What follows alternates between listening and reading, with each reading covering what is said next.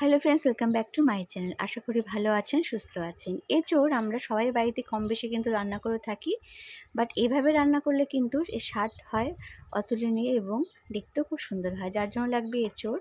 দেখুন, আমি এঁচোড়টাকে কাট করে নিয়ে এটাকে হলুদ লবণ জল দিয়ে সিদ্ধ বসিয়ে দিয়েছি, আর নিচ্ছি এখানে আলুর টুকরো। এঁচোড়টা সিদ্ধ করে উঠিয়ে নিয়েছি। এবার তেলের মধ্যে আলুর টুকরোগুলোকে দিয়ে ভালো করে ভেজে নেব। আলুগুলো কিন্তু লাল লাল করে ভেজে নেব, তাহলে কিন্তু এটার স্বাদ আরও বেড়ে যাবে। একটু হলুদ গুঁড়ো দিয়েছি, দিয়ে সুন্দর করে লাল লাল করে ভেজে নিচ্ছি।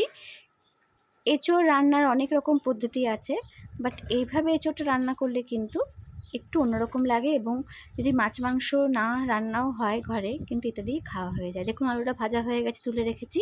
এবার ওই তেলের মধ্যে এবার এঁচোড়টাকে ভেজে নেব। এটাই হচ্ছে ট্রিক, যে এঁচোড়টা ভেজে রান্না করছি। অনেকে কিন্তু এঁচোড় ভেজে রান্না করে না, তো এঁচোড়টাকে যদি ভালো করে একটু ভেজে নেওয়া যায় তাহলে কিন্তু খুব ভালো হয়। এঁচোড়টা ভেজে তুলে রেখে দিয়ে এবার তেলের মধ্যে আর একটু তেল অ্যাড করেছি, দিচ্ছি গোটা গরম মশলা আর জিরে ফোড়ন।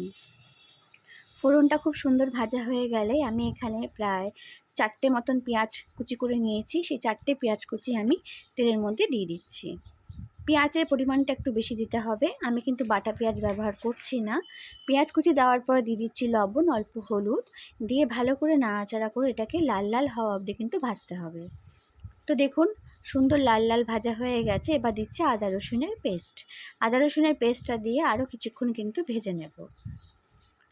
এবার জাস্ট তেল দেখুন সাইড থেকে ছেড়ে এসছে। এবার বাদবাকি মশলাগুলো দিচ্ছি এখানে আমি গরম মশলা গুঁড়ো দিচ্ছি, এখানে যে আমাদের তড়কা মশলা হয় সেই তড়কা মশলা গুঁড়ো দিচ্ছি অল্প ধনে গুঁড়ো দিয়ে ভালো করে কষিয়ে নেব। তো দেখুন, সুন্দর তেল ছেড়ে এসছে। এবার আমি এটার মধ্যে অ্যাড করে দেব দই। দইটা কিন্তু অপশনাল, চাইলে আপনারা টমেটো ব্যবহার করতে পারেন। আমি 2 চামচ মতন দই অ্যাড করে ভালো করে নাড়াচাড়া করে এর মধ্যে ভেজে রাখা আলু টুকরোগুলো দিচ্ছি, দিয়ে 1-2 মিনিট ভালো করে কষিয়ে নিয়ে তারপরে কিন্তু এর মধ্যে অ্যাড করে দেব এঁচোড়টা। আলুটাও দেখুন সুন্দর নাড়াচাড়া করে মিক্স করা হয়ে গেছে। এবার এঁচোড়টাও এর মধ্যে মিক্স করে নেব। কালারটা কত সুন্দর এসছে দেখুন।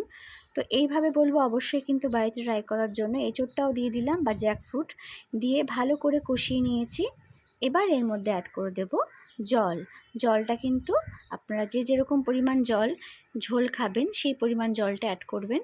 আমি জলটা এখানে দিয়ে কভার করে এটাকে আরও 7 থেকে 8 মিনিট কুক করে নেব। আর একটুখানি চিনিও অ্যাড করে দিয়েছিলাম আমি।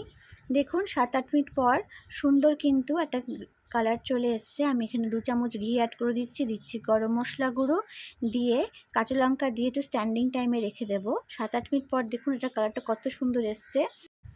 অবশ্যই বলবো এভাবে বাড়িতে একবার ট্রাই করার জন্য। আমি কিন্তু পুরো রান্নাটা ইন্ডাকশানেই করেছি। গ্যাসের ক্রাইসিস কিন্তু এখনও মেটেনি, আমার অন্তত মেটেনি। জানাবেন কার কার গ্যাসের ক্রাইসিসটা মিটলো।